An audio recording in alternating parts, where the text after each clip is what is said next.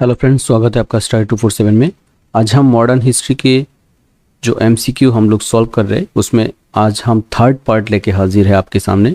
इसमें हम 1905 से लेकर 1920 तक इस पीरियड में जितने भी इवेंट हुए उन सारे इवेंट के एक्सप्लेन करेंगे हम एमसीक्यू के तौर पे, और जो इम्पोर्टेंट क्वेश्चंस एग्जाम में आते हैं उनके बारे में हम डिस्कस करेंगे।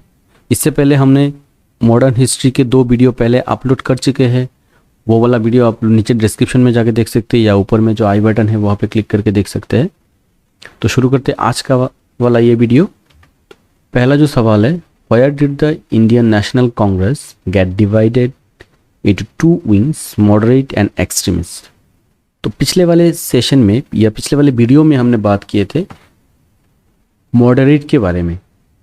कांग्रेस की कुछ लीडर्स जो 1905 से पहले जिस प्रोसेस पे काम कर रहे थे उस काम के प्रोसेस से उनको मॉडरेट कहा गया है। यानी ये लोग अपील कर रहे थे अंग्रेजों से, एप्लीकेशंस लिख रहे थे कुछ भी चेंजेस लाने के लिए। लेकिन 1905 में जब पार्टीशन ऑफ बंगाल हुआ, फिर उसके बाद कुछ नए लीडर्स आए सामने जिनको कहा गया एक्सट्रीमिस्ट। ये लोग डायरेक्ट एक्शन की बात कर रहे थे। तो फिर 1907 में जाके जो कांग्रेस की सेशन हुई, उस सेशन में सूरत सेशन में जाके कांग्रेस 2 पार्ट में डिवाइड हो गया। एक हो गया मॉडरेट, एक हो गया एक्सट्रीमिस्ट। इस 2 पार्ट में डिवाइड हो गया। तो ये वाला सेशन कब था? ये वाला सेशन था Surat session 1907। What included Shimla deputations? Muslim led by Aga Khan demanded separate electorate for Muslim group was formed on October 1906. Later this group took over the Muslim League. तो यहाँ पे 4 स्टेटमेंट गया है। ये 4 स्टेटमेंट सिमिलर डिपुटेशन जो हुआ उसके बारे में है। यहाँ पे पहला जो स्टेटमेंट है वो है मुस्लिम एलाइट्स लेड बाय आगा खान। आगा खान के अगुवाई में मुस्लिम लोगों की कुछ बैठक बैठी। ये कहाँ पे हुई? ये शिमला में हुई। डिमांड किया था सेपरेट इलेक्टोरेट फॉर मुस्लिम। ये भी सही है, पहला वाला भी सही है, दूसरा वाला भी सही है। सेपरेट इलेक्टोरेट फॉर मुस्लिम के लिए डिमांड रख रहे थे ये लोग। तीसरा जो पॉइंट है, group was formed on October 1906, ये वाला भी सही पॉइंट है। ये 1906 में ये ग्रुप फॉर्म हुआ और बाद में इस ग्रुप का नाम हो गया मुस्लिम लीग, जो दिसंबर में जाकर दिसंबर 1906 में इस ग्रुप को नाम दिया गया मुस्लिम लीग। तो ये चारों ऑप्शन सही है, इसलिए इसका सही आंसर क्या होगा? All of the above. Which of the following leaders presided over the Congress session at Calcutta in 1906? 1906 में जो सेशन बैठी कांग्रेस में, उस सेशन का प्रेसिडेंट कौन थे? तो उस सेशन का प्रेसिडेंट थे दादा भाई नौरोजी। अब इम्पोर्टेंट जो सवाल है, पिछले वाले स्लाइड में हमने देखा था जो 1907 में जो पार्टीशन हुई एक्सट्रीमिस्ट और मॉडरेट में, तो ये वाला जो सेशन हुआ था, इस वाला सेशन का या इस सेशन का जो प्रेसिडेंट था वो था रासबिहारी घोष। ये वाला बहुत ही इंपॉर्टेंट क्वेश्चन है। 1907 की जो सेशन हुई थी उसमें प्रेसिडेंट कौन थे? प्रेसिडेंट थे रासबिहारी घोष। बढ़ते अगले क्वेश्चन की तरफ। All India Muslim league was formed at. All India Muslim league Shimla से आने के बाद ये लोग जाके फिर बाद में मिले ढाका में, जो अभी का जो बांग्लादेश है उसका जो कैपिटल थे ढाका, वहाँ पे जाके सब लोग मिले और फिर वहाँ पे ऑफिशियली अनाउंस हुआ किस चीज़ का? मुस्लिम लीग का। ये दिसंबर में हुआ, दिसंबर 1906 में। Who was the founder of the All India Muslim League? All India Muslim League का फाउंडर कौन थे? फाउंडर थे Nawab Salimullah Khan. Morley Minto reform was rolled out in. Morley Minto reform कब आया? ये आया 1909 में। इस मॉडले मिंटो रिफॉर्म क्या कह रहा था? खास करके 2 चीज़ों पे ये तवज्जो दे रहा था। पहला जो था वो था सेपरेट इलेक्टोरेट फॉर मुस्लिम। जो शिमला में जो बैठक हुई थी वहाँ पे मुस्लिम लीग जो डिमांड कर रहे थे एक सेपरेट इलेक्टोरेट के लिए, वो वाला सैंक्शन हो गया। और साथ ही साथ इसमें और एक चेंजेस लाया गया जिसमें जो अलग अलग काउंसिल से उसमें सीट जो था इंडियंस के लिए वो थोड़ा इंक्रीज कर दिया गया। In Mordle Minto reform, the number of elected members in the Imperial Legislative Council and the Provincial Legislative Council was increased. Answer क्या होगा? Increased. Option A is the right answer. दोनों में जो मेंबर है उन मेंबर का increase किया गया। Maulana Abul Kalam Azad started an Urdu weekly, the Al Hilal, in 1912. but on its being banned by the government, he founded the Al Balag in 1913. यानी 1912 में जो न्यूज़पेपर वो चला रहे थे, वीकली न्यूज़पेपर जिसका नाम था अल हिलल, वो गवर्नमेंट के द्वारा बैन किया गया। फिर बाद में उन्होंने 1913 में दोबारा और एक वीकली न्यूज़पेपर शुरू किया, उसका नाम था Al Balagh. Who was the first member to be appointed for the viceroy's executive council? ऐसे पहले कौन मेंबर थे जिनको वाइसरॉयस एग्जीक्यूटिव काउंसिल में अपॉइंट किया गया?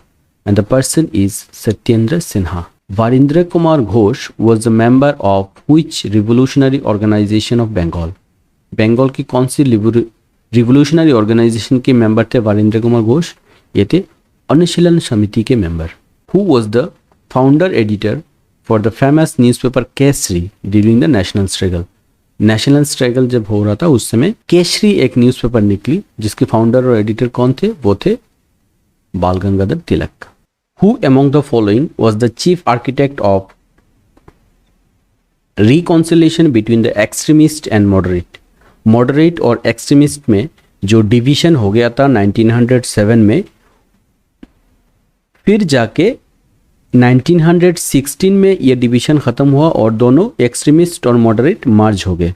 तो ये वाला सवाल में पूछ रहा है एक्सट्रीमिस्ट और मॉडरेट को मार्च करवाने में किसकी भूमिका अहम थी? तो इसका जो सही जवाब है वो है ऑप्शन ए, एनी बेसेंट। इनकी अगुवाई में एक्सट्रीमिस्ट और मॉडरेट ये दोनों मार्च हो गए थे या मार्च एग्रीमेंट साइन हुआ। इसी सेशन में एक और इंसिडेंट हुआ जिसमें मुस्लिम लीग जो बनी थी 1906 में, ये मुस्लिम लीग और कांग्रेस की भी मार्च एग्रीमेंट हुआ। फिर आगे चल के ये दोनों एक साथ फ्रीडम स्ट्रगल की जो पूरी मूवमेंट है उसमें काम करते रहे। तो ये वाला जो सेशन है, ये वाला सेशन बहुत ही इंपॉर्टेंट है एग्जाम पॉइंट ऑफ व्यू से। यहाँ से क्वेश्चंस आने के चांसेस बहुत ज़्यादा है। 1906 वाला जो कांग्रेस सेशन ये कहाँ पे हुआ था? ये लखनऊ में हुआ था और इसकी जो सेशन की प्रेसिडेंटशिप कर रहे थे वो थे अंबिकाचरण मजूमदार। अंबिकाचरण मजूमदार ये थे उस समय कांग्रेस सेशन के प्रेसिडेंट। बढ़ते अगले क्वेश्चन की तरफ। In which session of the Indian National Congress did the historic union of Congress and Muslim League takes place?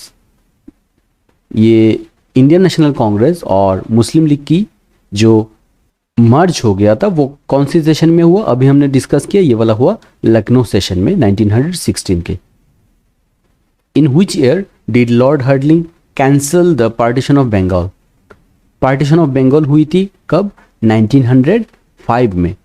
किसके द्वारा हुआ? ये हुआ लॉर्ड कार्जन के द्वारा। लेकिन आगे चल के जब कैपिटल ट्रांसफ़र हो गया था 1910 में, वेस्ट बंगाल से ये दिल्ली कैपिटल ट्रांसफ़र हो गया। फिर वहाँ पे जाने के बाद जो वाइसरॉय थे लॉर्ड हार्डिंग, उन्होंने पार्टीशन ऑफ बंगाल की जो रेजोल्यूशन था उसको कैंसिल कर दिया।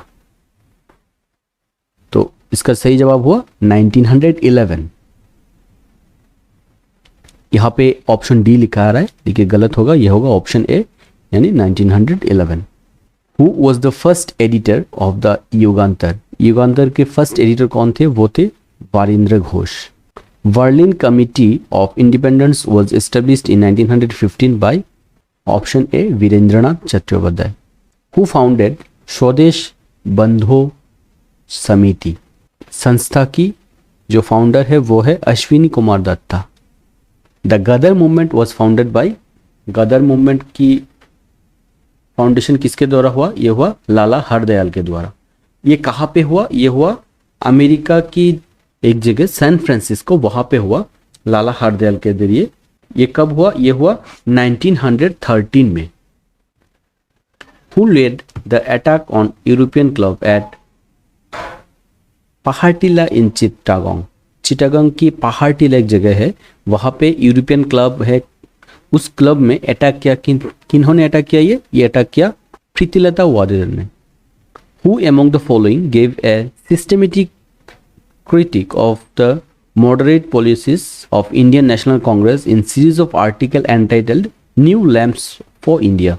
New Lamps for India नाम के एक आर्टिकल से एक रिवोल्यूशनरी थे जिन्होंने जो इंडियन नेशनल कांग्रेस की मॉडरेट पॉलिसी से उसको क्रिटिसाइज करते थे। वो कौन है? वो है Arvind Ghosh. Who called Bal Gangadhar Tilak the father of Indian unrest? Father of Indian unrest किसे कहा जाता है? ये कहा जाता है बाल गंगाधर तिलक को। ये पहली बार किसने कहा था? ये कहा था पोएट वैलेंटाइन चिरोल ने। Who defended Aurobindo Ghosh in the Alipore bomb case? Alipore bomb case के मामले में अरविंद घोष का नाम आया था, तो उनको कोर्ट में डिफेंड कौन कर रहे थे? ये कर रहे थे Chittaranjan Das. So right answer is Chittaranjan Das, option D. Who of the following revolutionary set up the united Indian house in the USA? USA में यूनाइटेड इंडियन हाउस की स्थापना हुई किन रिवोल्यूशनरीज के जरिए? ये हुआ तारानाथ दास एंड जीडी कुमार के जरिए। ये हुआ option B Taraknath Das and GD Kumar के जरिए। Two home rule league were started in 1915 to 16 under the leadership of. Two home rule league शुरू हुआ दो लोगों के जरिए, दो जगह पे, अलग अलग दो जगह पे। एक हुआ बाल गंगाधर तिलक के अगुवाई में और दूसरा हुआ एनी बेसेंट के अगुवाई में। Option A is the right answer. Which two revolutionaries were involved in Muzaffarpur murder 1908? 1908 में मुजफ्फरपुर मर्डर केस हुआ जहां पे किंग्सफोर्ड को मारा गया। उसमें दो रिवोल्यूशनरीज इन्वॉल्व थे। वो कौन थे? वो थे Prafulla Chaki and Khudiram Bose. Hindu Mahasabha was established by. Hindu Mahasabha किसके जरिए एस्टेब्लिश्ड हुआ था? वो हुआ था मदन मोहन मालवीय के साथ। Which year was the Rowlatt Act introduced? Rowlatt act कब इंट्रोड्यूस किया गया? ये इंट्रोड्यूस किया गया 1919 में। अब ये राउलट एक्ट होता क्या है?